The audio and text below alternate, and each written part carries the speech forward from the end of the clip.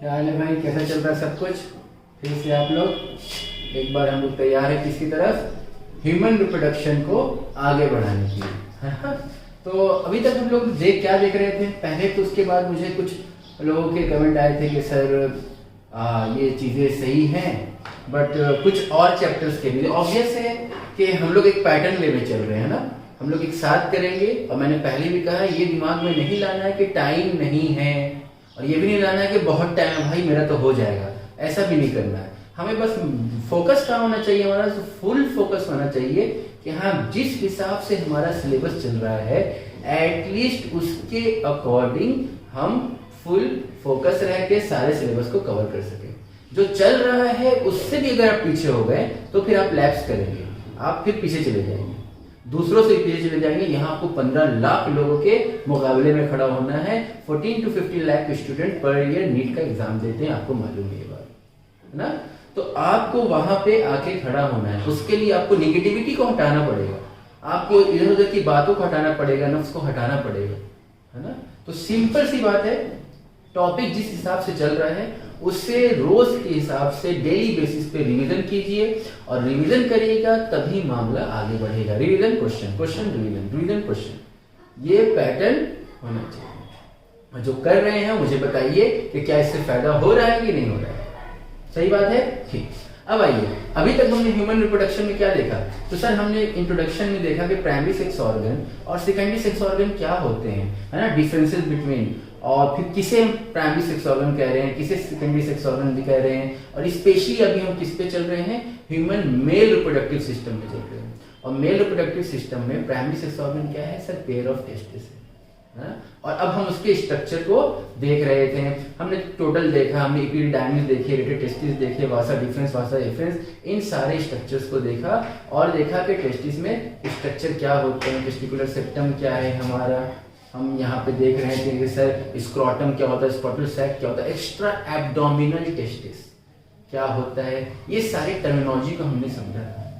ठीक है, यहीं तक मामला था, आगे बढ़ा जाए। गुड। तो अब हम क्या देखेंगे? पहले हमने एक ओवरव्यू देखा था, अब हम स्पेसिफाई होना है, हमें और अंदर तक पहुंचना है, मामला को सेल्स के तक जाना है।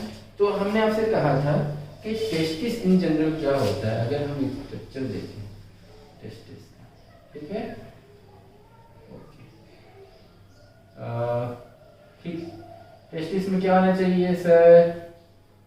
तो रेटेड टेस्टिस होता है ना, फिर एपिडिडाइमिस होता है, क्लियर है, फिर वासा डिफरेंशिया होता है। ये स्ट्रक्चर था, एग्जैक्ट इस तरह नहीं है, बट रफ डायग्राम आपको समझाने के लिए। अगर हम टेस्टिस में देखें तो टेस्टिस में कितने लेयर होते हैं सर? टेस्टिस में टोटल 3 लेयर होते हैं। कितने लेयर होते हैं? 3 लेयर। ये बीच में लेयर डाल देते हैं। फाइन, कितने लेयर हो गए सर? 1 2 3। तो टेस्टिस हैज 3 लेयर। अब देखिए, the outer layer, outermost layer is called as tunica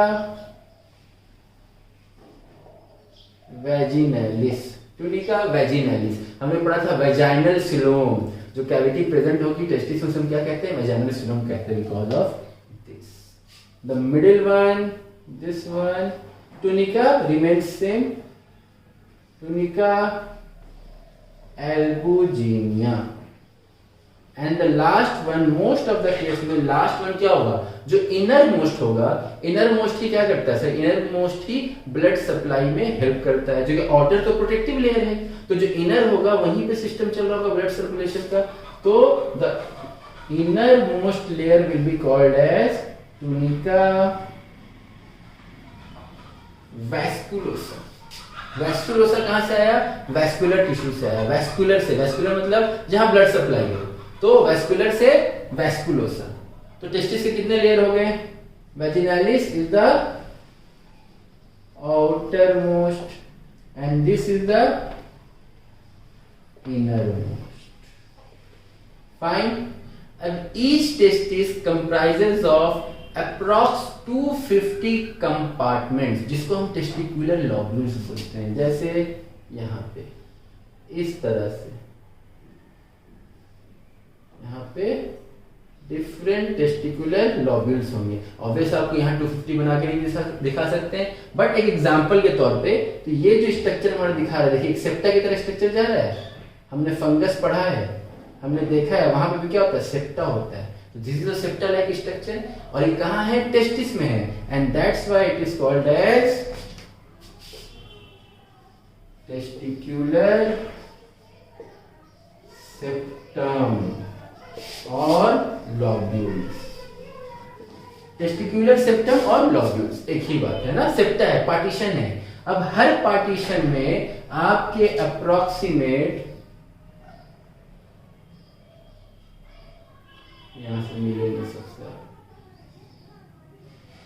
her septum में अप्रोक्सीमेट क्या होगा आपका, छोटा बन जाओ भाई, कॉमन पैसेज होगा ना आपके 3, 1 से 3 काफी घटिया डायग्राम, मुबारक हो, बट समझने के लिए काफी है। आइए ये 3 आगे फिर एक कॉमन अटैचमेंट होगा इनका, जो आपके रेटेड टेस्टिस की तरफ जाएगा। तो ये 3 जो हमें स्ट्रक्चर दिख रहा है अलग से 1, 2, 3, इसे हम क्या कहते हैं सर, इसे हम कहते हैं सेमिनिफेरस ट्यूब्यूल्स। क्या कहते हैं, सेमिनिफेरस ट्यूब्यूल्स। कितने होते हैं सर, जैसे ये एक कंपार्टमेंट है, हो सकता है ये एक ही हो, ठीक है, हो सकता है 2, हो सकता है 3 हो, मैक्सिमम 3 होगा, मिनिमम 1 तो होगा। किसमें, टेस्टिकुलर लॉब्यूल में। और मैंने क्या कहा, टोटल टेस्टिकुलर लॉब्यूल कितने होते हैं एक टेस्टिस में, सिंगल टेस्टिस में सर, अप्रॉक्स 250 होते हैं। कितने होते हैं, 250 इन अ टेस्टिस। अब सेमिनिफेरस ट्यूब्यूल कितने होते हैं सर, तो 1, 2, 3 होते हैं इन ईच टेस्टिकुलर लॉब्यूल्स। तो आप बताइए, आप फिजिक्स भी पढ़ते हैं, आप केमिस्ट्री पढ़ते हैं, आपको हल्की फुल्की मैथमेटिक्स आती है, तो अगर हम मैक्सिमम माने 250 टेस्टिकुलर लॉब्यूल और हम मैक्सिमम माने 3 सेमिनिफेरस ट्यूब्यूल, तो एक टेस्टिस में टोटल कितने सेमिनिफेरस ट्यूब्यूल होंगे, ये क्वेश्चन पूछता है। क्या सर, कि how many seminiferous tubules are present in a single testis. तो सर बहुत आसान है कि हमारे पास 250 टेस्टिकुलर लॉब्यूल हैं और 3 सेमिनिफेरस ट्यूब्यूल है, तो कितना हो गया, 250 into 3 दैट इज 750, यानी 750 सेमिनिफेरस ट्यूब्यूल प्रेजेंट होंगे एक टेस्टिस में। क्लियर है। अब देखिए हम फंक्शन भी देखेंगे। अब यहाँ पे आपने इसका स्ट्रक्चर देखा, अब ये रेटेड टेस्टिस में जाएगा। हमने देखा था रेटेड टेस्टिस था, वासा डिफरेंस था, फिर क्या था, सॉरी वासा डिफरेंस था, फिर क्या था, एपिडिडाइमिस था ना। तो ये देखिए स्ट्रक्चर ऊपर जा रहा है, ऊपर जाने वाला डिफरेंस होगा या डिफरेंस होगा, ऊपर जाने वाला डिफरेंस या डिफरेंस, डिफरेंस होगा सर। तो ये अगर रेटेड टेस्टिस है तो ये क्या हो गया, वासा डिफरेंशिया हो गया। और इसी में हाईली क्वाइल्ड स्ट्रक्चर होता है जिसको हम क्या बोलते हैं, एपिडिडाइमिस। यहीं पे आपका क्या होता है, तो sir maturation of semen. Semen mature कहाँ होता है, फिजियोलॉजिकल मैच्योरेशन कहाँ मिलता है सीमेन को, तो एपिडिडाइमिस। और यहीं पे सीमेन स्टोर्ड भी होता है। ऑब्वियसली आप जहां स्टोर्ड होंगे वहीं मैच्योर करेंगे, जहां रुके होंगे वहीं बढ़ेंगे ना। चलते फिरते तो मामला होगा नहीं, मूवी तो चल नहीं रही है ना। तो जहां रुके हैं वहां होगा, क्या होगा, एपिडिडाइमिस में भी सीमेन स्टोर्ड होगा। कितना, semen can be stored up to a month. 1 month तक एपिडिडाइमिस में सीमेन को स्टोर रखा जा सकता है और फिर उसे मैच्योरेशन लेवल में पहुंचाया जाता है। This is the importance of epididymis.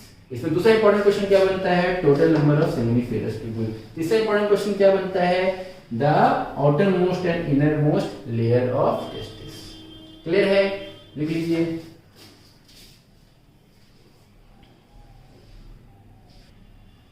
हो गया पक्की बात। आइए अब हमने क्या देख लिया सर? हमने देख लिया कि टेस्टिस के अंदर के इंटरनल स्ट्रक्चर भी क्या होते हैं, लेयर क्या होते हैं। अब बारी है लास्ट स्ट्रक्चर ऑफ टेस्टिस के देखने की, यानी ट्रांसवर्स सेक्शन। सेल्स कौन से होते हैं? ट्रांसवर्स सेक्शन जब हम करेंगे, आप 10th क्लास में 11th क्लास में भी आपने देखा होगा, जब आप प्रैक्टिकल करते हैं तो क्या देखते हैं सर? ट्रांसवर्स सेक्शन कट करके देखते हैं। स्लाइड पे आपने दिखते थे ना प्रैक्टिकल में, तो वही चीज हम देखते हैं। अगर हम टीएस ऑफ किसका देखें? टेस्टिस का। टीएस ऑफ टेस्टिस क्या दिखेगा हमें? इस तरह का स्ट्रक्चर दिखेगा। बीच में क्या दिखेंगे? इस तरह के स्ट्रक्चर दिखेंगे।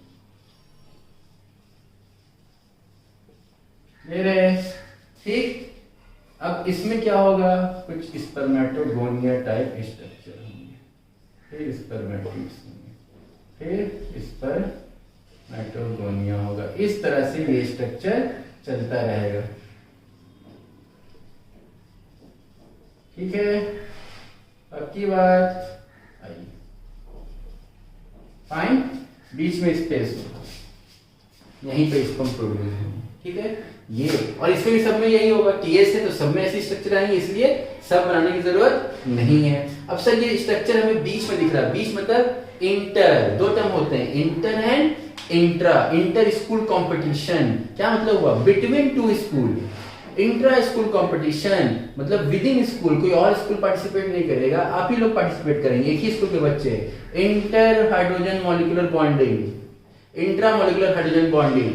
तो इंट्रा में क्या होगा? हाइड्रोजन और हाइड्रोजन के बीच बॉन्डिंग होगी। इंटर में क्या होगा सर? हाइड्रोजन और ऑक्सीजन के बीच बॉन्डिंग होगी। तो बिटवीन एंड विद इन का डिफरेंस है इंटर एंड इंट्रा में। ये बिटवीन है, तो बिटवीन में हम क्या कह देंगे सर? हम कह देंगे इसको क्या? Interstitial cells. क्या करेंगे? Interstitial cells. इन्हीं को हम कहते हैं और लेडिक सेल्स। क्या कहते हैं? Leydig cells. यही क्या करते हैं? तो ये प्रोड्यूस करते हैं टेस्टोस्टेरोन या टेस्टोस्टेरोन।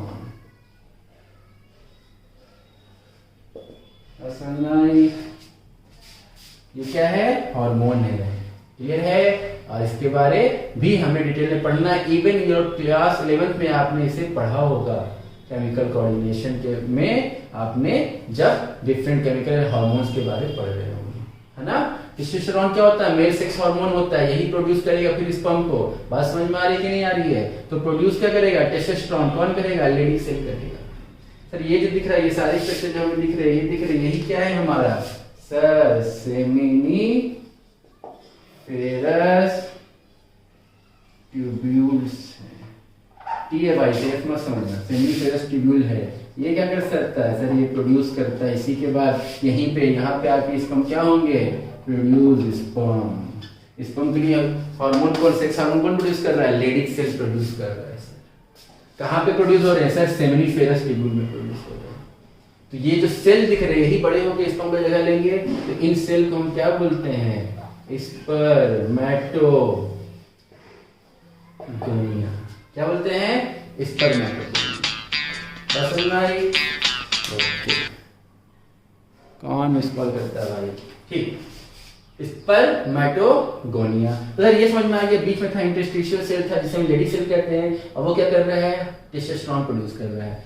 और ये जो हमें दिख रहा है वो क्या दिख रहा है? सेमिनिफेरस ट्यूब्यूल दिख रहा है, जहां क्या हो रहा है? स्पर्म प्रोड्यूस हो रहे हैं। यहां तक कोई दिक्कत है? बोलो ना, कौन है भाई? क्लियर है? ठीक है सर। तो हमने देखा लेडिक सेल देखा, स्पर्मेटोगोनिया देखा, सेमिनिफेरस ट्यूब्यूल देखा। सर ये स्ट्रक्चर जो दिख रहा है, ये क्या है? This is called as Sertoli cells. क्या कहते हैं इसे? Sertoli cells. इनका काम क्या है? Provides nourishment. क्या करते हैं सर नरिशमेंट प्रोवाइड करते हैं स्पर्म को, इसीलिए इन्हें क्या कहा जाता है, that is why called as या ऑल्सो कॉल्ड एज नर्स। क्या कहते हैं, नर्स। नर्स क्या करती है, आपको देखभाल करती है, आपको नरिश करती है। जब तबीयत खराब रहती है तो यहाँ ये काम कौन कर रहा है, सर सर्टोली सेल्स कर रहा है, इसलिए इसे हम क्या कह रहे हैं, नर्स सेल कह रहे हैं। क्लियर है। तो ये स्ट्रक्चर किस में पाए जाते हैं, आपके ट्रांसवर्स सेक्शन ऑफ टेस्टिस में पाए जाते हैं। ठीक है, लिख लीजिए।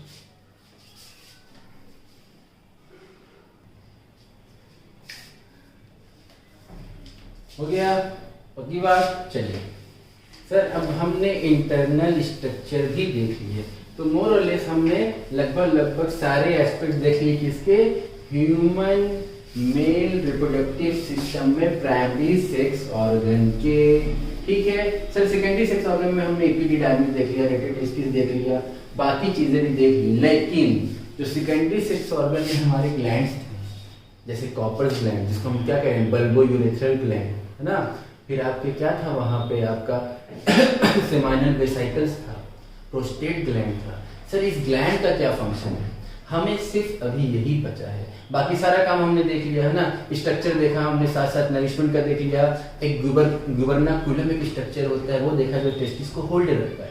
उसमें क्या होता है, टिश्यूज होते हैं, हाइड्रोसील होता है, बस समझ में आ रही है। फिर अप एंड डाउन होता है, टेम्परेचर 2.5 डिग्री बिलो होता है देन बॉडी टेम्परेचर। ये सारी चीजें हमने देखी। अच्छा ठीक है, तो सर टेम्परेचर जो है 2.5 डिग्री बिलो होता है देन बॉडी टेम्परेचर। मैंने अभी ये स्टेटमेंट दिया, मैंने लास्ट क्लास में बताया भी था। तो ऐसा क्यों है, what is the necessity behind this phenomena, कि सर इसे टेम्परेचर मेंटेन क्यों रख रहा है, वो बॉडी टेम्परेचर से कम क्यों रख रहा है। अब बहुत आसान रीजन है इसका, हो सकता है बहुत से लोगों ने अभी आंसर मन ही मन कह भी दिया होगा। क्या ये सर काम क्या है वहां पे, स्पर्म का प्रोडक्शन। तो मतलब क्या, स्पर्म प्रोडक्शन क्या होगा, मैंने बताया था, मेल को हम क्या कहते हैं, मेल हार्मोन को, मेल गैमेट्स को हम कह रहे हैं क्या, सर स्पर्म, और फॉर्मेशन को स्पर्मेटोजेनेसिस।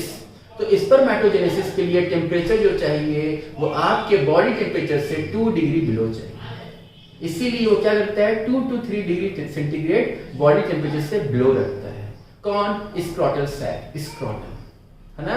अब उस स्क्रोटल सैक में एक स्ट्रक्चर होता है जिसे हम कहते हैं डर्टॉस मसल। क्या कहते हैं, dartos muscle.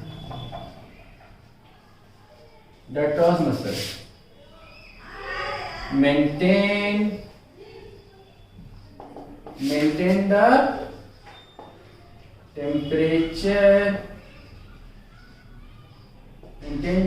Temperature of scrotum.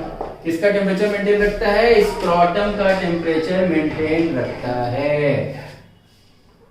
Below कितना होता है स्क्रोटम टेम्परेचर, हमने पहले ही लिख लिया है कि सर 2 डिग्री कम रहता है। ठीक है, क्यों रहता है 2 डिग्री कम, कि फॉर स्पर्मेटोजेनेसिस,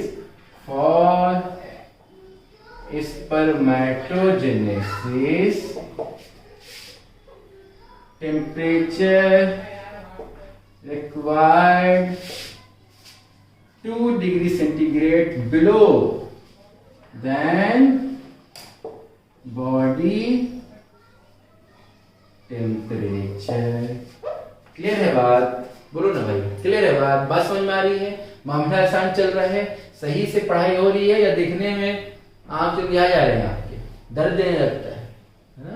और हाँ, क्योंकि ऑनलाइन क्लासेस चल रही है, आपके बहुत सारे लेक्चर्स आप ऑनलाइन देखते होंगे, वीडियोस देखते होंगे, तो ऑब्वियस से हर एक क्लास के बाद 5 मिनट्स का आप रेस्ट लें, आंख बंद करे रहें, उस टाइम कुछ नहीं आपको करना है, बस आई क्लोज करना है, हल्के से हाथ रख लेना है, खीरा है तो खीरा काट के, ककड़ी काट के थोड़ी देर आंख के लिए रख लेना है, काफी मुफीद है। क्योंकि सर हम एक्सक्यूज दे नहीं सकते, हम लेक्चर स्किप कर नहीं सकते, हमारे पास उतना टाइम नहीं है और ऑनलाइन क्लास ही है, तो इसलिए हमें इसका भी ख्याल रखना है ना। क्योंकि पढ़ेगा इंडिया तो बढ़ेगा इंडिया। बहुत अच्छे बच्चे आप लोग, आ जाइए।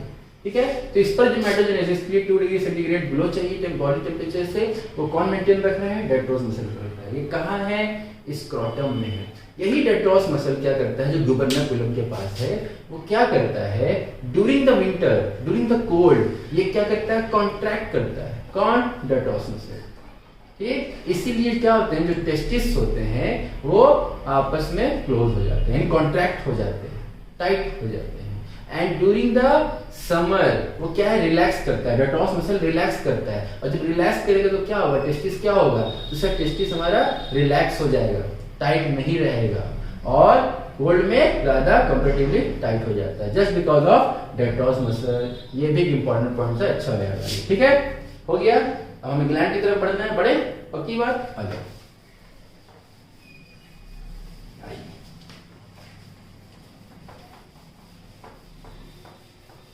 ठीक, नाउ अब हम क्या देखेंगे, सर आप कह रहे थे पहले कि सर हम ग्लैंड्स के बारे में देखेंगे, उसमें सबसे पहले हम देखेंगे सेमाइनल वेसिकल्स के बारे में। ठीक, क्या होगा सर, VESCI भी लिख सकते हैं, VSSI भी लिख सकते हैं, टेंशन की बात नहीं है, घबराना नहीं है ना। सेमाइनल वेसिकल्स है सर, सेमाइनल वेसिकल वो है जो आपने वहां पे स्ट्रक्चर में देखा सबसे पहले।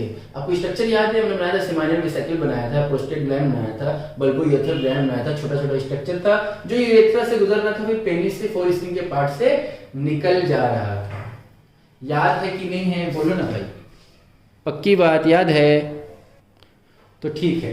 तो फिर याद है तो बताइए कि सर सेमाइनल वेसिकल कहाँ पे ओपन हो रहा था, वो स्ट्रक्चर था हमारे पास, याद करो, इस तरह से स्ट्रक्चर था ऐसा, फिर यहाँ पे याद आ रहा है सेमाइनल वेसिकल, फिर यहाँ से यूरेथ्रा, फिर फोरस्किन, याद है कि नहीं। तो सर ये कहाँ ओपन हो रहा था, ये क्या है, ये स्ट्रक्चर हमारा क्या है, सर ये वास्ट डिफरेंस है। तो seminal vesicle opens into vast difference, opens into vast difference। Function क्या है सर, इट सिक्रीट प्रोस्टाग्लैंडिन, क्या सिक्रीट करता है, प्रोस्टाग्लैंडिन। प्रोस्टाग्लैंडिन का काम क्या है सर, प्रोस्टाग्लैंडिन दो काम करता है, एक तो एक्टिवेट द स्पर्म, ऑब्वियस से पहले एक्टिवेट करना हो किसी भी चीज को, एक्टिवेट द स्पर्म, ऑब्वियस से एक्टिवेट स्पर्म, एक्टिवेट कर रहा है तो मेल में ही करेगा, फीमेल तो स्पर्म होता नहीं है, तो फीमेल में क्या करेगा, फीमेल में ये क्या करता है, contraction of reproductive tract in female में क्या कर रहा है, रिप्रोडक्टिव ट्रैक्ट का कॉन्ट्रैक्शन कर रहा है, मेल में क्या कर रहा है, स्पर्म को एक्टिवेट कर रहा है। ऑब्वियसली बात है, आपको कोई चीज का जनरेशन चाहिए, कोई चीज जनरेट करनी, कोई चीज चलानी है, तो क्या करता है, पहले एक्टिवेट करते हैं उसे, है ना। तो एक्टिवेट कौन करेगा, सेमाइनल वेसिकल, सबसे ऊपर कौन था, सेमाइनल वेसिकल, तो पहले से जो रहेगा वही एक्टिवेट करेगा, और फीमेल में क्या कर रही है, कॉन्ट्रैक्शन में पार्टिसिपेट कर रहा है, हेल्प कर रहा है, क्लियर है। उसके बाद क्या है सर, उसका हम देख लेते हैं, प्रोस्टेट ग्लैंड, ठीक, तीन ही है, प्रोस्टेट ग्लैंड। प्रोस्टेट ग्लैंड को क्या कहते हैं, बहुत छोटा सा स्ट्रक्चर देखा था आपने, कैसा था सर, डोनट जैसा स्ट्रक्चर था, या चेस्ट नट भी बोलते हैं, छोटा सा है ना, पक्की बात, ठीक है सर। तो कैसा स्ट्रक्चर हो गया, डोनट और चेस्ट नट लाइक, ओके। ये क्या करता है, ये रखता है, सिक्रीट करता है क्या, बाइकार्बोनेट आयंस,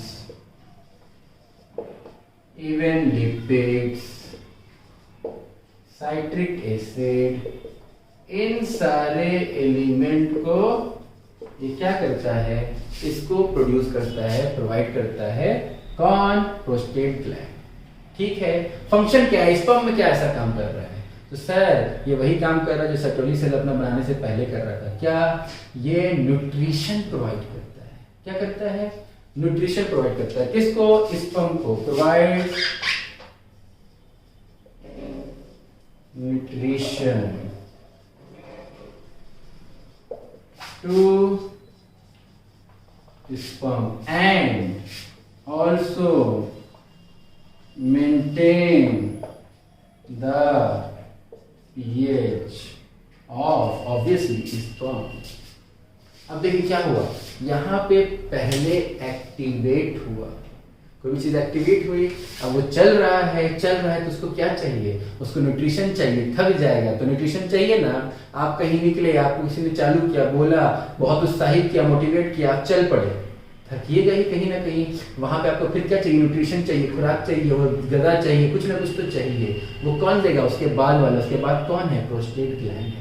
अब दोनों चीज हो गई, गाड़ी बहुत चली, आप बहुत चले, आपको क्या चाहिए होगा, थक जाएंगे, ग्रीसिंग मांगता है, दवाई चाहिए, तेल चाहिए, लुब्रिकेशन चाहिए। इंजन को क्या करते हैं, लुब्रिकेट करते हैं, खुद को भी क्या करते हैं, लुब्रिकेट करते हैं, तेल लगाते हैं, सर थक गया, तेल मालिश, क्या है, लुब्रिकेशन है। वो न्यूट्रिशन तो नहीं है, वो नरिशमेंट तो नहीं है, वो क्या है सर, वो हमारा लुब्रिकेशन है। तो एक ने किया एक्टिवेट, दूसरे ने किया न्यूट्रिशन प्रोवाइड, तीसरा क्या करेगा, तीसरा लुब्रिकेट करेगा। तीसरा बचा कौन है, तो सर एक था हमारा बल्बो यूरेथ्रल। आइए क्या है तीसरा, बल्बो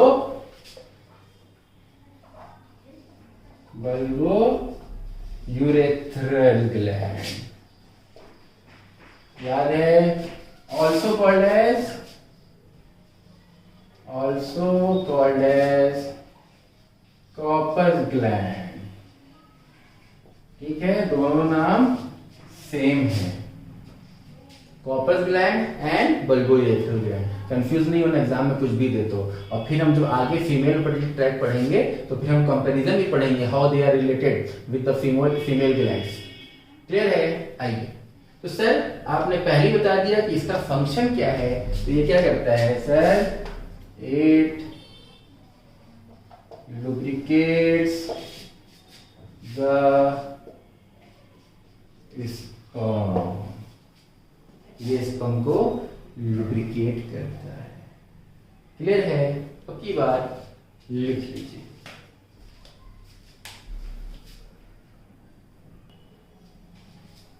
हो गया, लिखिए।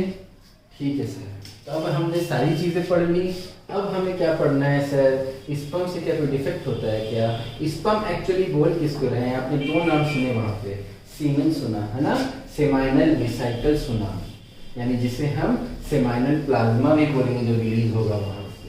तो सर स्पर्म है क्या, या सीमेन है क्या, है ना, कितना रिलीज होता है। क्लियर है। तो अगर हम बात करें सीमेन की, सीमेन is nothing but sperm plus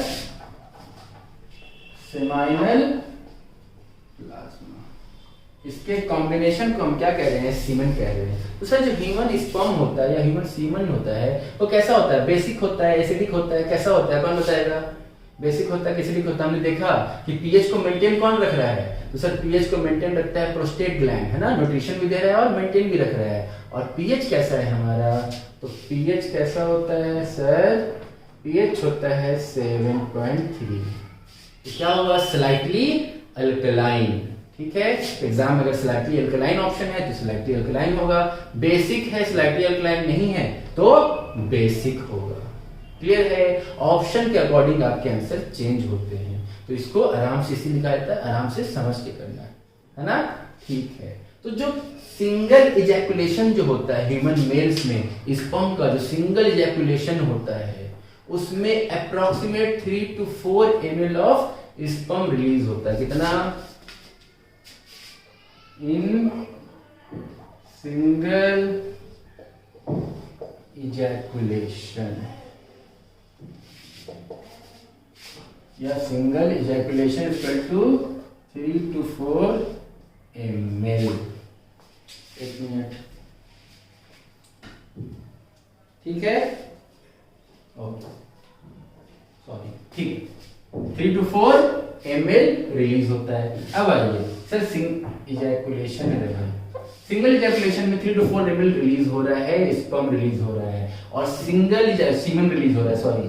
और सिंगल इजैकुलेशन में क्या होता है, अप्रोक्सीमेट 200 to 300 मिलियन, कितने, 200 to 300 मिलियन स्पर्म्स रिलीज होते हैं या इजैकुलेट होते हैं।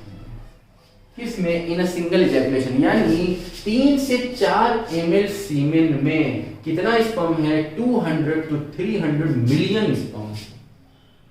समझ में आई बात? और इस 200-300 मिलियन स्पर्म में एट लास्ट फीमेल बॉडी में कितने सर्वाइव करेंगे? सिर्फ ओनली 1 सर्वाइव करेगा। और वही फिर जाके क्या करेगा?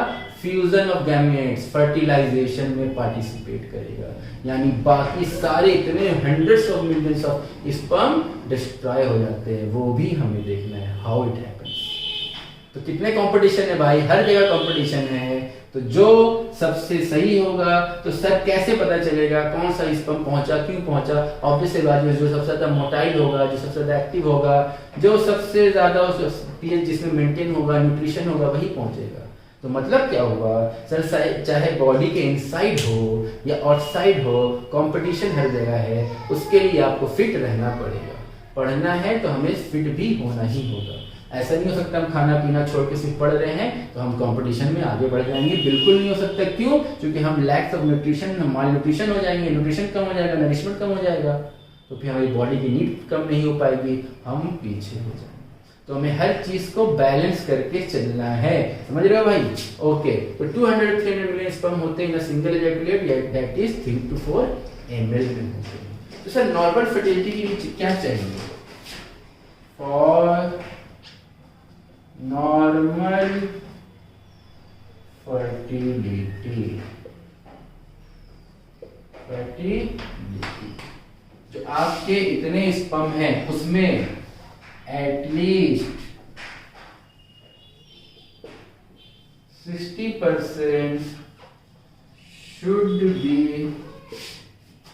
be in normal shape and size, यानी 60% इसका क्या होना चाहिए?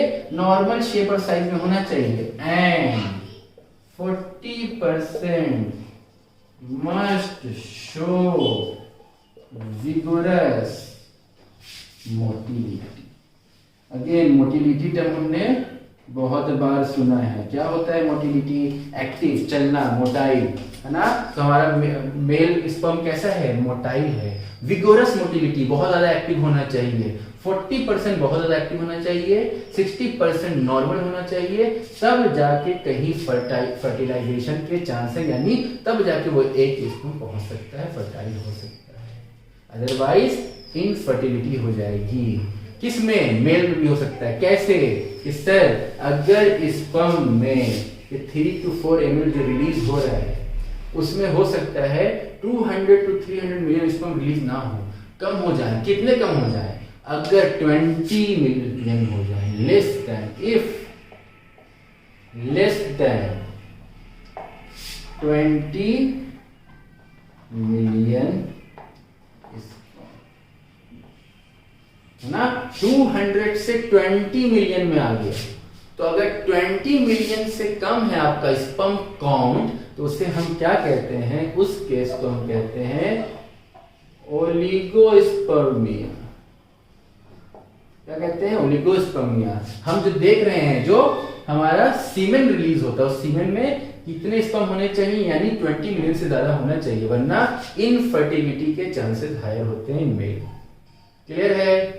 सर ये भी हो सकता है कम है, 200 से अगर 20 में आ सकता है, तो ये भी हो सकता है सर एब्सेंट, सीमेन में हमारे स्पर्म हो ही नहीं, कोई डिफेक्ट आ सकता है, बिल्कुल आ सकता है। और ऐसे केस में हम क्या कहेंगे? सर जब कम है तो ओलिगो, बायो को क्या लगा देते हैं? ए लगा देते हैं। स्पर्म हमारा क्या है? मोटाइल है, तो मोटाइल के हम क्या लगाते हैं? जू लगाते हैं। तो उस केस में क्या हो गया? एज़ोस्पर्मिया, मतलब एब्सेंस ऑफ स्पर्म। तो ये दो क्या हो गए आपके? डिफेक्ट हो गए। और भी होते हैं शेप के बेसिस पे, स्पर्मेटोस्पर्मिया होते हैं, बहुत सारी चीजें होती हैं, बट ये दो आपके लिए काफी। क्लियर है? तो इस तरह से किसका मामला खत्म हुआ एट लास्ट? तो सर मामला खत्म हुआ ह्यूमन मेल रिप्रोडक्टिव सिस्टम का। हम अब नेक्स्ट क्या पढ़ेंगे, नेक्स्ट वीडियो में हम क्या देखेंगे, तो सर हम नेक्स्ट वीडियो में देखेंगे female reproductive system. That is the end of male reproductive system. जब हम फीमेल रिप्रोडक्टिव सिस्टम देख लेंगे तब फिर हम आगे जाएंगे spermatogenesis, oogenesis, fertilisation, post fertilisation event में। क्लियर है, कोई डाउट इसमें? जितनी चीज इसमें पढ़ा दी गई that would be the sufficient. इधर उधर मत भागिएगा, नए नए टर्मिनोलॉजी में मत भागिएगा।